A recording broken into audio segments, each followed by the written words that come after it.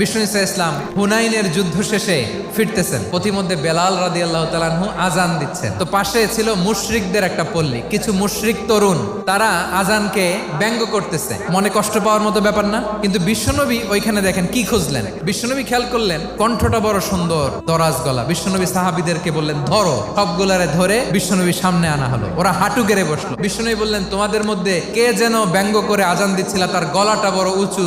আবু মাহজুরা বলে আমার বন্ধুরা সবাই আমার দিকে আঙ্গুল দেখায়। আবু মাহজুরার মাথায় হাত দিয়ে বললেন এবার আজান দাও দেখি। আবু মাহজুরা বলে আমি তো আজান দিতে জানি না। বিশ্বনবী বললেন তাহলে আসো আমি তোমারে শিখাই দেই। বিশ্বনবী একটা বাক্য পরে, আবু মাহজুরা পরে, বিশ্বনবী পরে, আবু মাহজুরা পরে। আবু মাহজুরা বলে এক একটা বাক্য পড়ি আমার কলিজাটা গলে ঠান্ডা হয়ে যায়। বিশ্বনবীর সাথে দাঁড়িয়ে উনি শাহাদা পড়ে মুসলমান হয়ে গেলেন। বিষ্ণু ইসা ইসলাম বললেন যাও আবু মাহজুরা, আমি তোমাকে পৃথিবীর শ্রেষ্ঠতম মসজিদ মক্কার মসজিদুল হারামের মুয়াজ্জিন হিসেবে অ্যাপয়েন্ট করে দিলাম। দেখছেন কিভাবে ট্যালেন্ট হান্টিং করতে হয়।